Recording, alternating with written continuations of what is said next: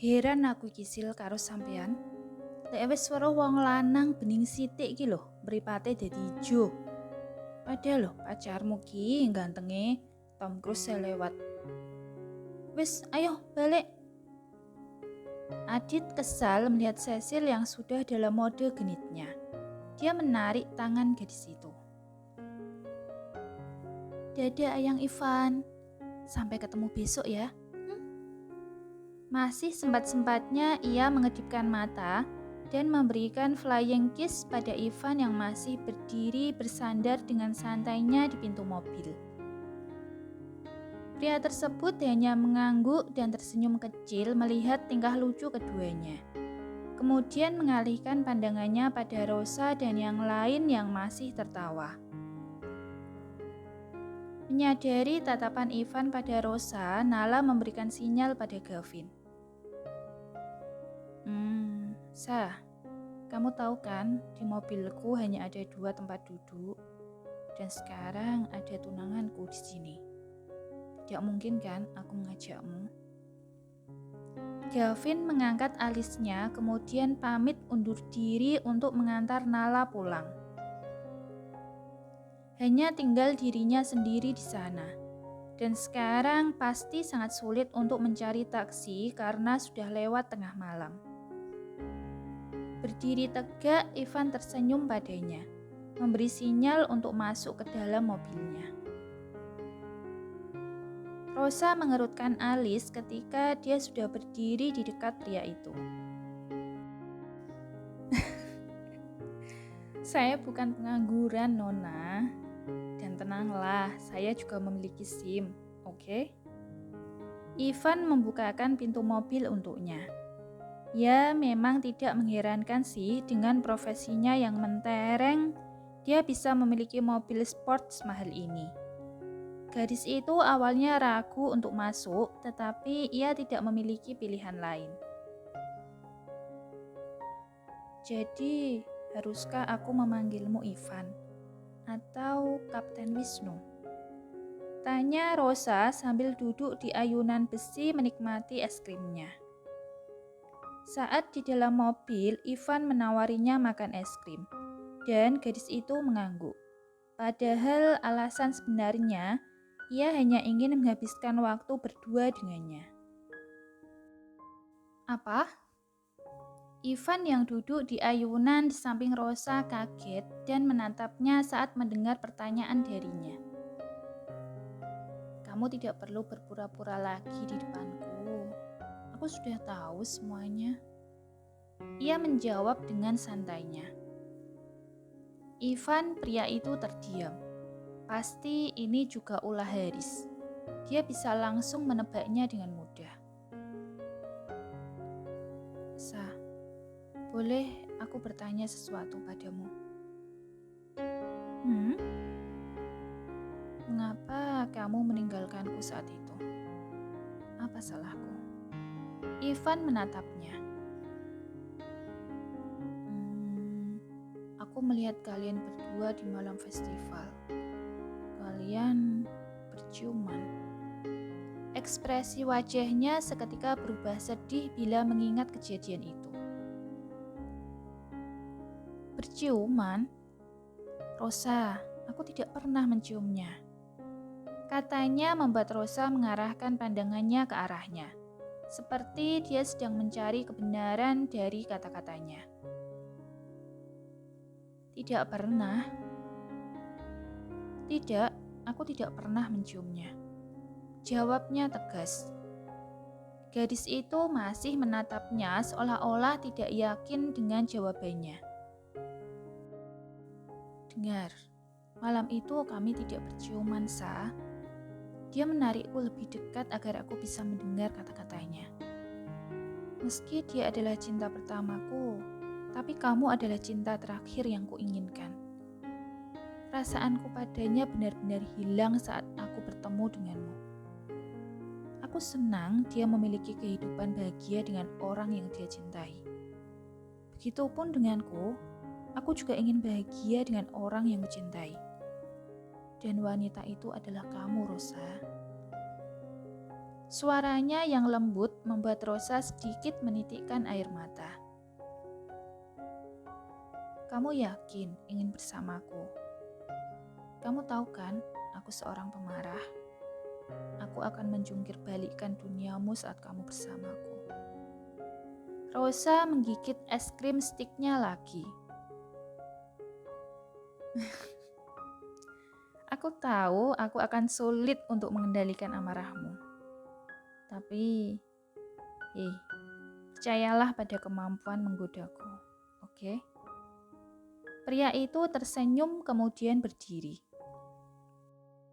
Dengan kedua tangannya, dia memegang besi ayunan Rosa dan menatapnya. Suasana sangat hening. Hanya ada mereka berdua di taman itu. Bahkan gadis tersebut bisa mendengar suara detak jantungnya sendiri yang sangat kencang. Entah apa yang ingin dilakukan Ivan sekarang. Tiba-tiba Ivan membungkukkan badannya, menggigit ujung es krim yang tadi digigit oleh Rosa.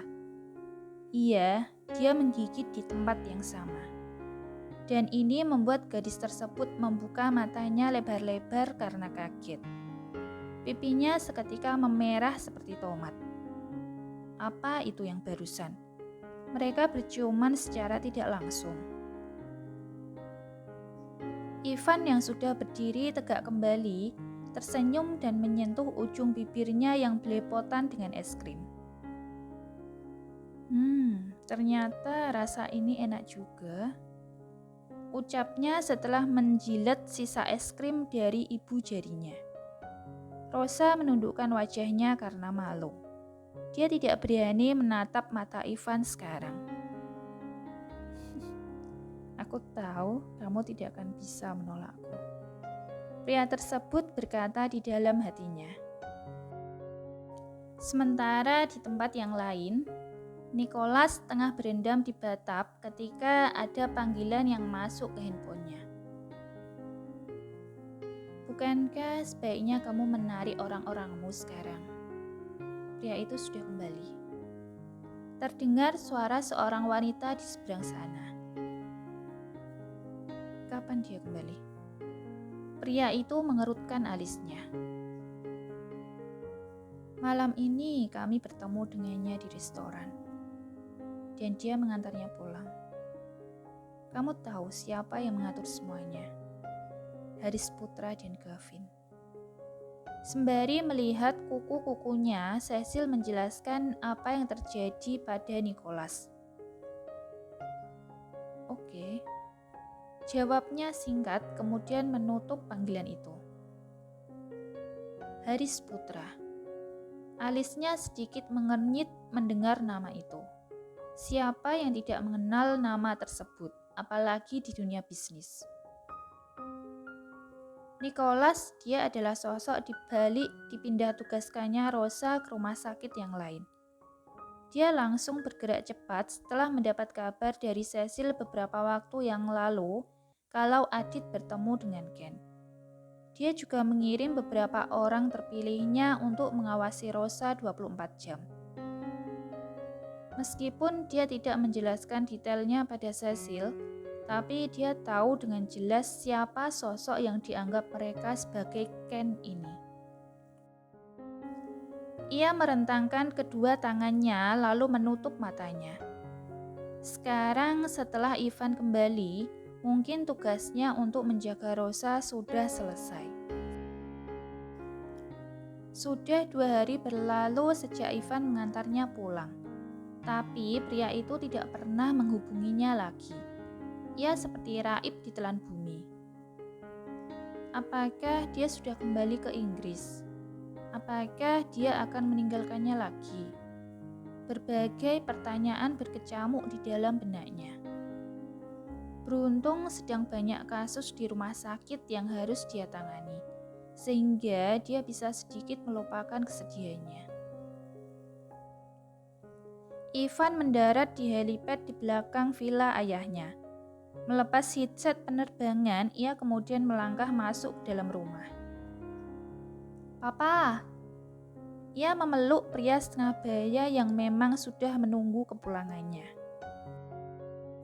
Mata Pak Guntur berkaca-kaca. Sudah lama ia menunggu untuk hari ini. Putranya yang bertahun-tahun hilang akhirnya pulang. Jadi, apa yang membawamu ke sini?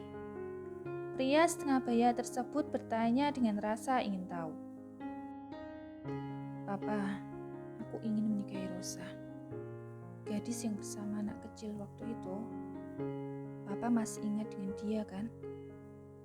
Ayahnya meminta pertemuan antara dua keluarga, sehingga kita bisa membicarakan tentang pernikahan. Ivan menjelaskan maksud kedatangannya setelah ia duduk di depan ayahnya. Itu kabar baik, kapan pertemuannya? Ayahnya menunjukkan ekspresi terkejut. Ternyata putranya ini tidak main-main ketika dia mengatakan ingin menikah dengan gadis itu. Dia lebih dari senang mendengar kabar ini. Malam itu ia memutuskan untuk menginap di villa ayahnya. Dan keesokan paginya mereka pergi untuk menemui keluarga Rosa. Sebelumnya Ivan sudah memberitahu Pak Danu. Jadi tidak heran bila ia menerima pertemuan tersebut, bahkan menyiapkan jamuan yang lezat untuk tamunya. Menjelang siang baru mereka tiba. Dari bandara, rombongan itu langsung menuju ke kastil kediaman keluarga Rosa. Jadi gadis itu juga anak orang kaya? Pak Guntur bertanya setelah mobil mereka melewati gerbang pintu masuk. Iya.